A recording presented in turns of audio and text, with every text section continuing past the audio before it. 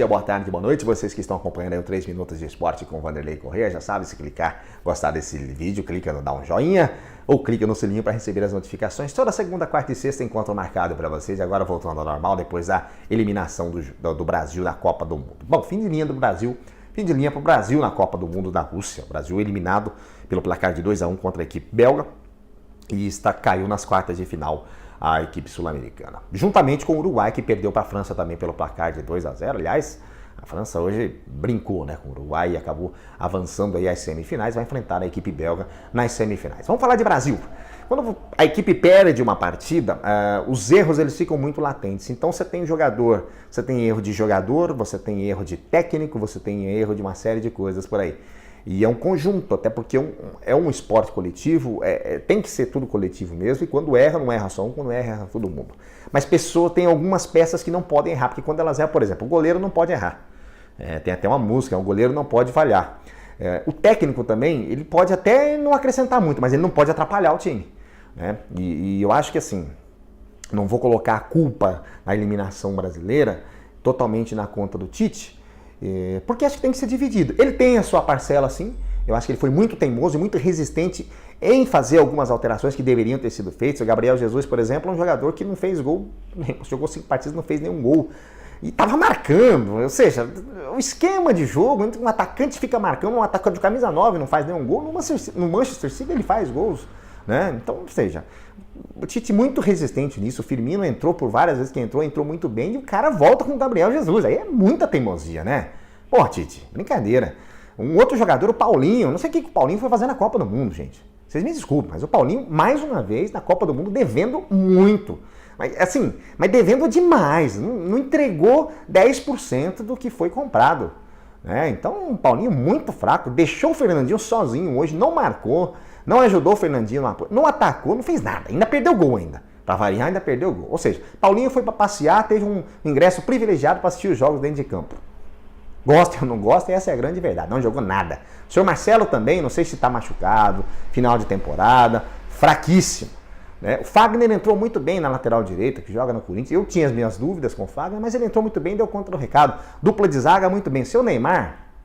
Brincadeira, né, seu Neymar? Vamos voltar a jogar, vamos focar no teu... Acho que o teu foco não está sendo futebol, o teu foco está sendo outra coisa.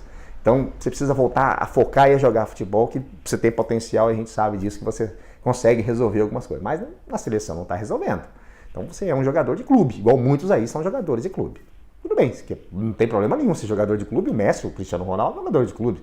Mas são os jogadores de clube, né? Resolve quando precisa resolver. Então tá precisando você resolver também. E aí a gente tem o Gabriel Jesus, conforme eu já falei, que não fez nenhum gol, e o Tite teimando com ele. Um Douglas Costa que entrou machucado, que chega em final de temporada, aí a comissão técnica aperta demais o cerco ali com a preparação física, machuca um lateral direito, machuca um lateral esquerdo, machuca um atacante, enfim. Então, alguma coisa descalibrada nessa seleção brasileira aí. O fato é, a seleção belga jogou muito. E foi o time mais difícil que o Brasil enfrentou nessa Copa do Mundo. O Brasil jogou com ninguém nessa Copa do Mundo, gente. Preste atenção. O Brasil, um pererê danado para empatar com a Suíça na abertura. Depois, contra a Costa Rica, foi fazer gols 48 e 49 minutos do segundo tempo. Olha só, o Brasil, em todas as últimas Copas aí, o Brasil na segunda partida já está garantido na classificação para a próxima fase. No último jogo, sempre mais. O Brasil foi um pererê danado. Contra a Sérvia também venceu. Venceu bem, tudo bem, legal. E aí, contra o México, acho que foi a melhor partida onde o futebol encaixou ali. Mas é o México, é o México, que é o time que joga como nunca e perde como sempre. A hora que chega nas oitavas de final, ele já sabe que vai parar por ali. Então, ou seja, o Brasil, quando pegou um time mesmo europeu, que foi a Bélgica, a seleção do belga, que muitos diziam que era só ilusão, que era isso, devido àquele jogo contra o Japão, mas o Brasil... E teve chance, hein? Teve chance de empatar, mas faltou competência, faltou tranquilidade. A partida que o Felipe Coutinho fez nessa última contra a Bélgica foi um negócio assim desastroso, errando passes de 3 metros de distância.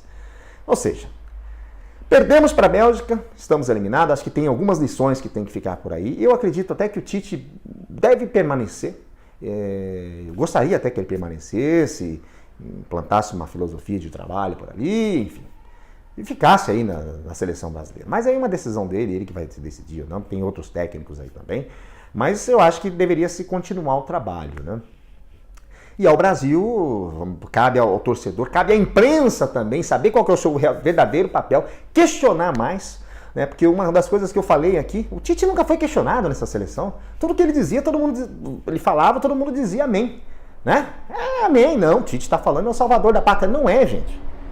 Tanto que ele pipocou, ele ficou com uma convicção, ele convocou mal, ele deixou jogadores, um Arthur do Grêmio que ele poderia ter levado, um Rafinha lateral direito do Bayern de Munique, que tem uma experiência tremenda, ele não levou. Poderia ter levado outros jogadores e não levou. E levou jogadores ali que foram só para assistir a Copa. Por que ele levou o Tyson? Esse rapaz não servia para jogar em nenhuma partida, né? O Fred, que machucou ali depois. Pô, faltou técnico aí também, né? Mas assim, eu acho que não é a culpa do Tite, nem a culpa só do jogador. É um conjunto. O Brasil vai aprender mais uma lição. Perdeu com uma grande equipe que soube taticamente, tomou um nozinho tático ali, mas mesmo assim teve chance de empatar a partida e levar para a prorrogação, mas não fez e vamos voltar mais cedo para casa. Agora, França e Bélgica se enfrentam na semifinal e vamos aguardar o que acontece nos outros dois jogos de quartas de final, envolvendo Croácia e Rússia, e a outra partida envolvendo a equipe da Inglaterra e Suécia, seja o que Deus quiser. Na segunda-feira eu volto. Bom final de semana para vocês e tem Copa do Mundo ainda, gente. Grande abraço. Tchau, tchau.